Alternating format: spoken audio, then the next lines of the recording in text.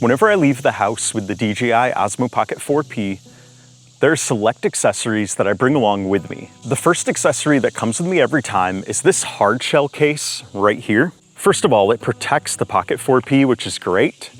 It's got a really nice spot to put the Pocket 4P right there. You can see it nice and cozy in there. But then it's also got different slots along here for different things. So I have a few different things in here, but when I'm loading up before heading on an adventure, there's actually a lot of things I put in here, and it's really nice for that. And this is also pretty portable and small. It fits easily into a pack to bring it along, and it keeps everything together and organized so you're not gonna lose it, and so you're not gonna break the Pocket 4P. Because as you know, the Pocket 4P does not come with a gimbal protector like the Pocket 4 and the Pocket 3 did. But I have a solution for that as well, if you don't want this case, or for those adventures where you don't need to bring a lot along and you're just bringing along primarily the Pocket 4P. And that is this gimbal and screen protector right here. So this is really easy to use, and it's a very affordable accessory. So to use this, all you do is just click these right here, these latches, and it opens it up. And then you're just gonna put this in right here, like that, and then you're gonna close it. And then when it's time to open it back up, all you gotta do is just squeeze these latches right here, and it's going to detach. So while we're on the topic of hardware and quality of life improvements, let's talk about extra power for the Pocket 4P. So the first thing I have here is I have this battery pack, and this is a key accessory for the Pocket 4P because the Pocket 4P, while it has a great battery, if you're doing an all-day shoot, you're going to need more power. And this little one right here has 5,000 milliamp hours of power. So it's going to give you several more hours of power from the 4P. You're just gonna plug this USB-C connector in right here. It's gonna click into place, and it's gonna show you a nice power status light right there. And then you've got the USB-C port on the back where you can plug this in or power it to charge it. And then you've also got the 1/4" 20 thread mount on the bottom. So you don't miss out on that. Like you have that here on this little accessory that attaches at the bottom, but this doesn't make you lose that. You still have it. And sometimes I just like having this on because it gives me a little bit more to grip there.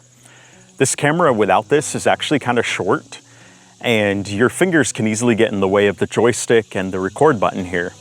And by the way, this, when you attach it, what it'll do is it'll prioritize keeping this battery charged, and it will charge it via fast charging as well.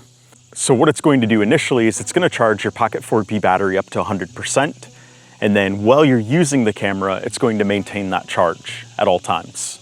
But if you're going on a multi-day shoot, this extra battery here is probably not going to be enough, and that's where I recommend bringing along a power bank like this one right here from Anker. I have used this particular Anker power bank. I actually own several for about 3 to 4 years now. These are very versatile. These will charge phones. They'll charge a lot of other gadgets as well. This particular one holds 20,000 milliamp hours of power. So there is a lot of power in here. That is 4 times the size of this. So this can provide power for basically a couple days of filming with the Pocket 4P. This is very slim and portable. It fits easily in a pack. In addition, this is great when you're doing long time lapses. This will keep your camera powered during those. Speaking of long shoots, if the internal storage in the Pocket 4P is not enough, which at 4K 30, that can hold a couple hours, which is great. But if you're doing a multi-day shoot or a really long adventure where you have this recording for a long time, then you're probably gonna wanna pick up a microSD card. The one that I use in this camera is a SanDisk Extreme Pro. And the reason I use the SanDisk Extreme Pro is this can keep up with that higher bit rate. You've got the correct write and read speed, so it's not going to let you down. Even if you do that 4K 240 slow-mo, in case you're not aware, you put in the microSD card right here on the side of the camera, and it goes in with the text facing the front of the camera where the wording is. And you're gonna hear it click into place, and then just make sure to close the store back. That helps keep it in there and keep it protected. And with the 512 gigabyte microSD card, you can record over 12 hours of footage in 4K 30. So if you need a lot of storage for a lot of recording, that 512 card is going to serve you quite well. But if you don't need that much, say if you only need like 6 hours, then the 256 variant of this is going to work great for you as well. So one more accessory that I recommend before we talk about filters is this little tripod right here. So this is obviously very short. You just attach it on the bottom here in the 1/4" 20 thread. And then this allows your Pocket 4P to stand on the ground, a table, anything like that. So anytime you want a static shot, this is going to allow your camera to stand in place for that. And I have used these with the Pocket 4 and the Pocket 3. So I've used these for quite a while. They're very interchangeable. Any camera or mount that has a 1/4" 20, you can use these with. It doesn't cost that much. And there are times when I'm hiking where I want to set this on the trail on the ground to get a static shot. And this is really good for that because it takes up such a little amount of space. You're not hauling along a massive heavy tripod. And I also use this sometimes with time lapses and I want that close to ground perspective. These feet do great for that as well. So switching gears now, let's talk about the filters that I recommend for this camera and why. So first of all, if you want a simple ND filter that's a variable ND where it's going to meet your needs for most filming situations, if you don't want to switch filters all the time and you've got a lot of light situations that are changing, like on this adventure yesterday, I was in and out of shade and sunlight a lot, then I recommend this variable ND filter right here from Telesin. This one is a variable ND2 to ND32. So it's not going to work for you if you're in really bright sunlight. You're going to need a stronger ND filter, which I'll show you in a moment. But for a lot of lighting scenarios, it is going to work well. So in case you're not familiar with how to remove this lens cover here, all you have to do is pivot it slightly to the left and it's going to pop right off. And then you can see these grooves right here, and that's where our ND filter is going to go. So our ND filter, you just want to make sure to line up the big filter right here, because that is the bigger 1x lens and this is the smaller 3x. So these are going to pop into the grooves, and then you're just going to turn this slightly to the right, and you're going to hear it click into place. So as you can see here on this variable ND, we have a 1 to 5 here, and we've got this little white line that lines up with them. So the 5 represents ND32, the 4 represents ND16, the 3 represents ND8, the 2 represents ND4, and the 1 represents ND2.